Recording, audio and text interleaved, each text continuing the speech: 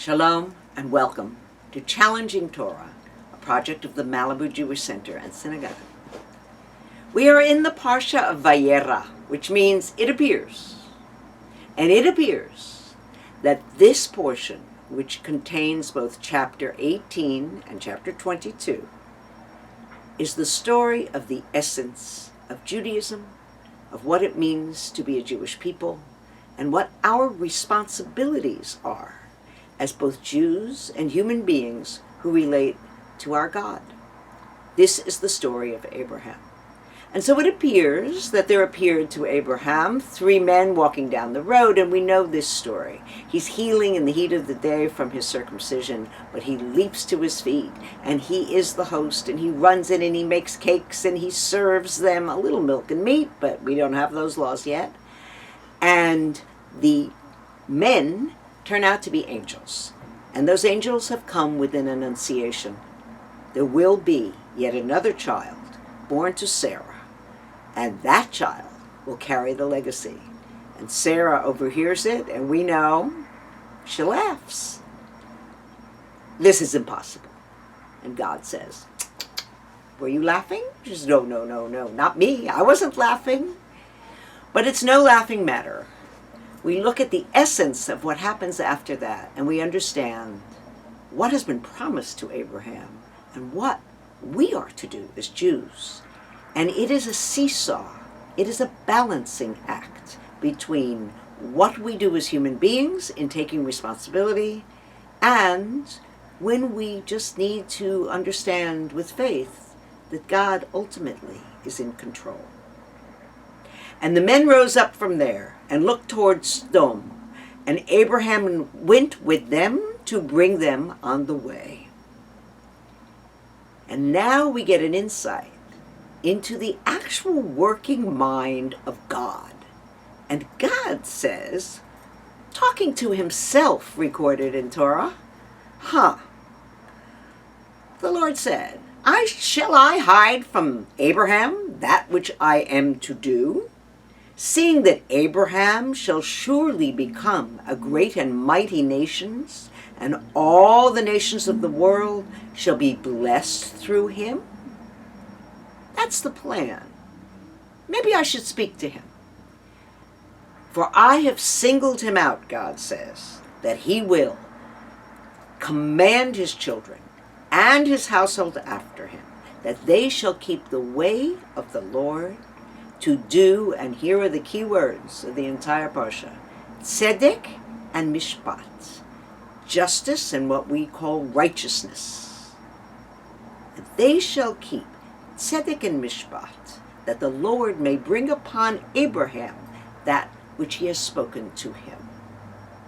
The essence of being a Jew is knowing to do tzedek, justice, and how to temper that tzedek with mishpat, with mercy, as we appeal to God, both for ourselves and for others, to judge on the side of mercy, to give that extra space for the ability to heal. And so, God says, because the cry of Sodom and Gomorrah is so great, and because their sin is so very grave, I will go down to see whether or not they have done altogether according to the cry. For it has come to me that I will then destroy them.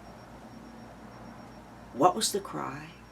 According to the rabbis, the sin of Sodom and Gomorrah was not what we usually think of, sexual depravity, even corruption, as it was in the time of Noah, and Hamas was the word that's used.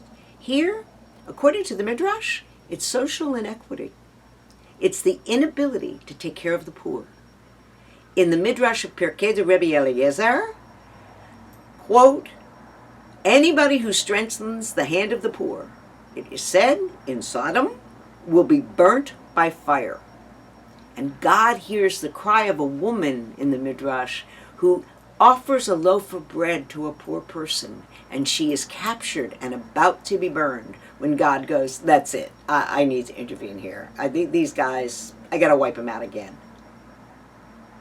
And Abraham listens to the story, and he protests. he says to God, but wait, will you sweep away the innocent along with the guilty? What if there are 50? What if there are 25 righteous? Far be it from you to do after this manner, Abraham says, to slay the righteous along with the wicked, and that the righteous should be as the wicked. Far be it from you, God. How about 10? Should not the judge of all the earth do justly? Abraham challenges God. And to be Jewish is to question, to challenge, to look at the world and say, no, wait a minute, I'm responsible here. I need to look at a situation and say, are all poor people? You fill it in. Lazy, not working, you fill it in. Are all of those on social welfare? You fill it in. We're looking at social inequity in America in a way that we haven't done so since the 1920s. Wherever we fall on that side of the conversation, we know that we need to make our voices heard. We know the story. God, do something about the world. And God says, I made you. It's our responsibility to deal with the world around us. All Muslims, all Germans, all Palestinians, and we look and we make distinctions and we heal that which needs to be healed on our planet. That's what it means to be Jewish. Now, I would be very comfortable as a liberal Jew, happy if that was the end of the story. But it isn't. This chapter contains both Sidra contains chapter 18 and chapter 22. Chapter 22, different story. And God said to Abraham, take your son, your only son Isaac, whom you love, and go to the land of Moriah, and offer him there as a burnt offering upon one of the mountains where I tell you. And Abraham, hearing this outrageous request, just says, Hineni, yes, boss, I'm here. And he follows the directions. This time we don't hear the inside of God's mind. There are things we really don't understand. Maybe it's up to angels as the angel knocks the knife out of the hand. Maybe it's up to angels to have that conversation with God. Maybe God understood that this was a test for Abraham that needed to happen. There are times in our lives when we really don't understand why it happens the way it happens, and we do not have the vision. All we can have is faith. As Jews, we are on a seesaw. We question and we accept. Where we stand at any given moment of balance is Malibu. We surf.